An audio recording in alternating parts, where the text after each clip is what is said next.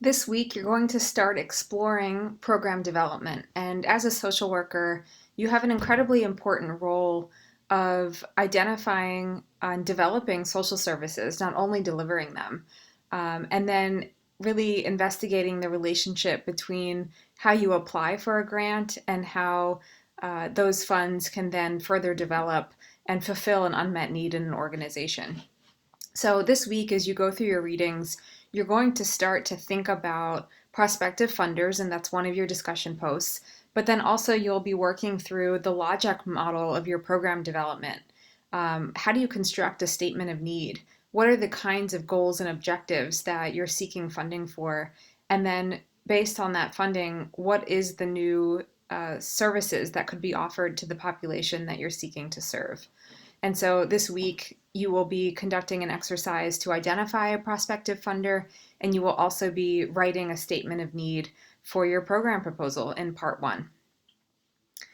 So, in terms of identifying a prospective funder, really the purpose of this activity is for you to do a keyword search and identify potential sources of funding.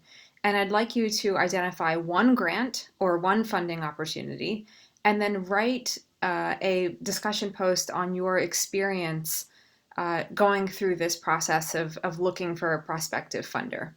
So, as you will see in the readings and the materials that I've provided this week, you can start with a simple Google search. You can go to the Foundation Center, grants.gov. If the population that you serve is a rural population, there's the Rural Health Information Hub that you can also start with. Keep in mind that when you do a keyword search, you can start with a number of different keywords. It could be the name of your area of unmet need. So, based on kind of the three unmet needs that you found in week two, you could start with one of those. You certainly don't have to choose one of those either. You could start with your proposed program, the type of program that you're seeking to fund, or you could start with a specific population that you're trying to serve. If you have in mind a specific fund or grant, you can certainly start with that as well. So, the purpose of this is for you to do a little bit of research, and it's a trial and error process. So, it does not have to be perfect. And I'm interested in and want you to reflect on the difficulty or the ease that you had going through this. Keep also in mind that the funding opportunity you find does not have to be current.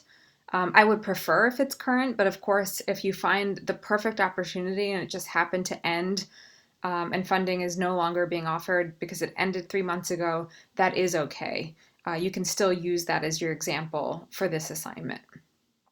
So, for your initial post, identify the name of your funder or the grant opportunity that you found, and why did you choose this particular funder or opportunity to fund your unmet need.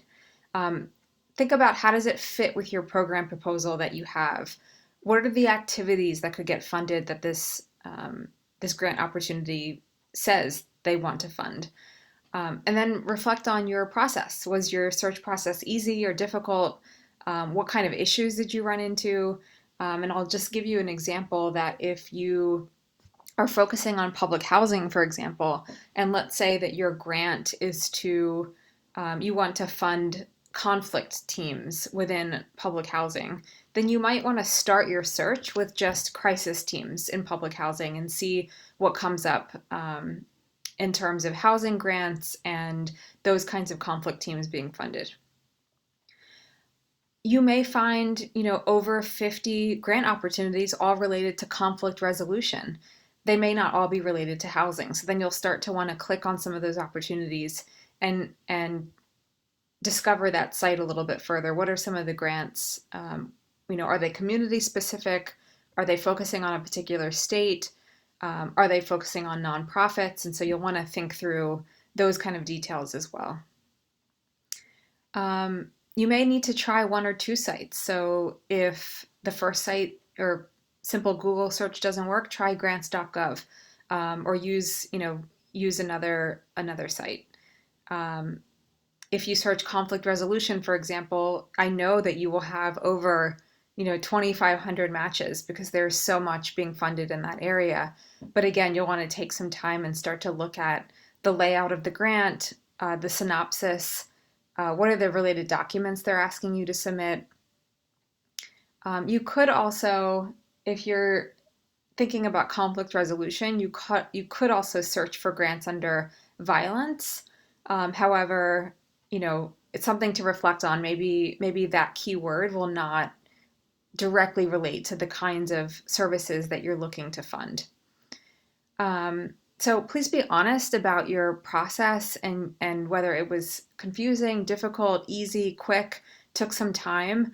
It can take some time searching for grants. This is a role that some social workers play, but it certainly is a career path that some people take, searching and writing for grants on behalf of organizations.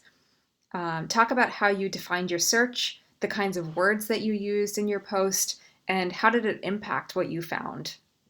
So I'm really looking for a reflective post this week. And just remember, searching for grants can be difficult. You kind of have to treat it like research and build a strategy around your search. And I trust that you will figure that out. If you have any questions as you're going through this process, please do get in touch with me. And I would also like you to reflect on whether searching for grant opportunities is something that you enjoyed. Could you see yourself doing this as part of your career as a social worker?